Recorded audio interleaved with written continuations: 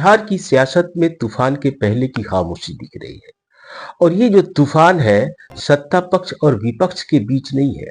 आश्चर्य की बात यह है कि यह तूफान सियासत में सत्ता के सिंहासन पर बैठी दो पार्टियों के बीच है। यानी भारतीय जनता पार्टी और जनता दल यूनाइटेड आपस में उनकी तलवारें मयान से निकल चुकी हैं, बस एक दूसरे पर वार करना बाकी है। आज हक की बात इरशादुल हक के साथ में हम बताएंगे कि कैसे भारतीय जनता पार्टी और जनता दल यूनाइटेड के बीच में यह जो तलवारें आपस में खिंची हुई हैं, कब एक दूसरे पे वार कर दें ये कोई नहीं जानता।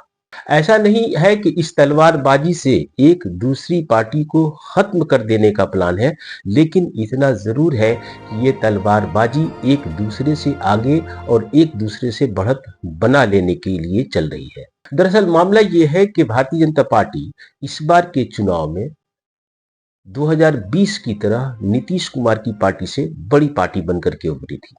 हालांकि 2020 में दोनों के बीच का जो अंतर था लगभग आधे का था।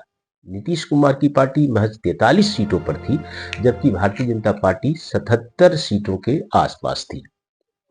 लेकिन इस बार के चुनाव में दोनों पार्टियां लगभग बराबर पे आईं और नीतीश कुमार की पार्टी को 85 सीटें मिली, जबकि भारतीय जनता पार्टी ने 89 सीटें, यानी कि 4 सीटें जनता दल यूनाइटेड से 4 सीटें भारतीय जनता पार्टी को ज्यादा मिली। अब यही कोशिश जनता दल यूनाइटेड की तरफ से की जा रही है कि किस तरह से भारतीय जनता पार्टी की संख्या से आगे बढ़ जाया जाए, और इसका आभास भारतीय जनता पार्टी को भी है।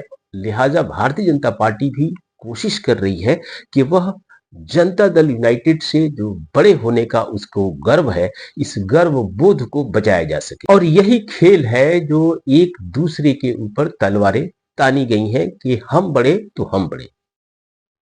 अभी पिछले दिनों से आप लगातार खबरों में ये सुन रहे हैं कि उपेंद्र कुशवाहा की जो पार्टी है राष्ट्रीय लोक मोर्चा, उसके 3 विधायकों ने बगावत का बिगुल फूंक दिया है और इन तीनों विधायकों पर भारतीय जनता पार्टी की नजर है। भारतीय जनता पार्टी के जो नवनियुक्त राष्ट्रीय कार्यकारी अध्यक्ष हैं नितिन नवीन, उनके लिए भी यह एक अग्नि परीक्षा है, क्योंकि वो ये चाहते हैं कि जब उन्होंने भारतीय जनता पार्टी के राष्ट्रीय कार्यकारी अध्यक्ष की कुर्सी संभाली है, तो फिर वो कुछ ऐसा कर दिखाएं जिससे भारतीय जनता पार्टी का बड़ा भाई होने का एहसास बरकरार रहे। और कहा यह जा रहा है कि राष्ट्रीय लोक मोर्चा के जो 3 बागी विधायक हैं, ये तीनों के तीनों सीधे तौर पर नितिन नवीन के संपर्क में हैं। और अगर ये तीनों भारतीय जनता पार्टी में शामिल हो जाते हैं तो फिर भारतीय जनता पार्टी के विधायकों की संख्या 92 हो जाएगी। उधर दूसरी तरफ जनता दल यूनाइटेड, जिसके विधायकों की संख्या 85 है, उसकी यह कोशिश है कि वह 4 से 7 विधायकों को 6 से 7 विधायकों को अगर अपनी तरफ कर लेता है तो फिर जनता दल यूनाइटेड की संख्या बढ़ जाएगी। और वो ये चाहती है कि कम से कम 90-91 विधायक उसके हो जाए। लिहाजा जनता दल यूनाइटेड के ने 2 विधायक, एक आईपी गुप्ता जो अभी फिलवक्त महागठबंधन का हिस्सा है वो, और एक बहुजन समाज पार्टी का एक विधायक, इस पे जनता दल यूनाइटेड ने डोरे डाल रखे हैं। दूसरी तरफ जनता दल यूनाइटेड की नजर ऑल इंडिया मजलिस इत्तेहादुल मुस्लिमीन के ऊपर भी है। आपको याद होगा कि AIMIM ने इस बार के चुनाव में 5 विधायकों की उसकी जीत हासिल हुई थी। और अगर आपको हम फिर से याद दिलाएं कि 2020 के चुनाव में भी MIM को 5 सीटें मिली थी, लेकिन राष्ट्रीय जनता दल ने 5 में से 4 विधायकों को तोड़ लिया था।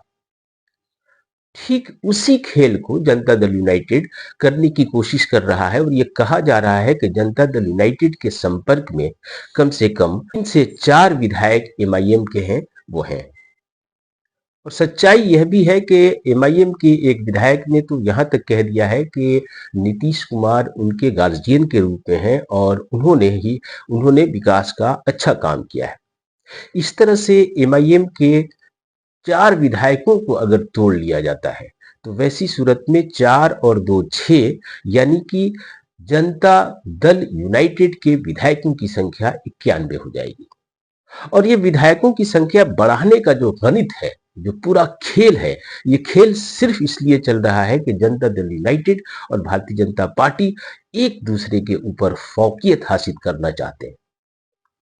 अगर कहा यह भी जा रहा है कि अगर भारतीय जनता पार्टी ने राष्ट्रीय लोक मोर्चा के 3 विधायकों को अपने पाले में कर लिया, तो उपेंद्र कुशवाहा इसके खिलाफ कुछ नहीं कर सकते हैं भारतीय जनता पार्टी के खिलाफ, क्योंकि भारतीय जनता पार्टी की जो सरकार है, उस सरकार में उनके बेटे मंत्री के रूप में है।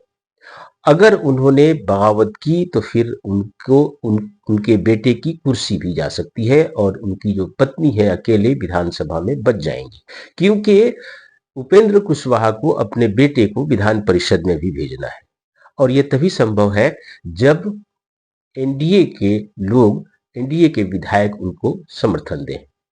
लेकिन उसका एक दूसरा एंगल भी है। दूसरा एंगल यह है कि उपेंद्र कुशवाहा के बेटे को विधान परिषद में भेजने के लिए जनता दल यूनाइटेड मदद करे और इसके बदले में उपेंद्र कुशवाहा अपनी पार्टी का विलय जनता दल यूनाइटेड में कर दें। और अगर जनता दल यूनाइटेड में उपेंद्र कुशवाहा की पार्टी का विलय हो जाता है और जनता दल यूनाइटेड का जो मिशन चल रहा है, इस मिशन में वो कामयाब हो जाए, तो वैसी स्थिति में भारतीय जनता पार्टी और जनता दल यूनाइटेड के विधायकों की संख्या बराबर बराबर यानी कि 92-92 हो सकती है। और ये मुकम्मल खेल इसी का चल रहा है।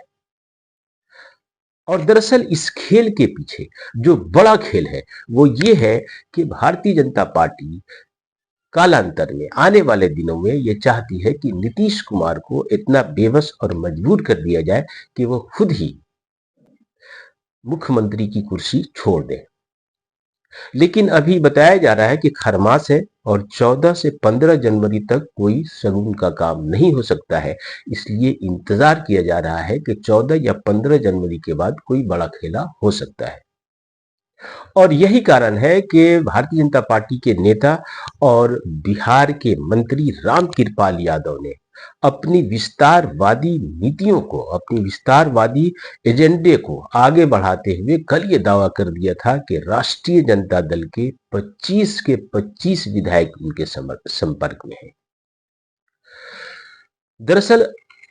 दरअसल रामकृपाल यादव का यह बयान राष्ट्रीय जनता दल के ऊपर जितना आक्रामक के ऊपर आक्रमण का हिस्सा नहीं था, बल्कि यह जनता दल यूनाइटेड को डराने की रणनीति का हिस्सा था कि अगर जनता दल यूनाइटेड ने अपनी विस्तारवादी नीतियां जारी रखी और वो बीजेपी से बड़ी होने की कोशिश की, तो फिर भारतीय जनता पार्टी राष्ट्रीय जनता दल को यानी कि महागठबंधन की अन्य पार्टियों को तोड़ सकती है।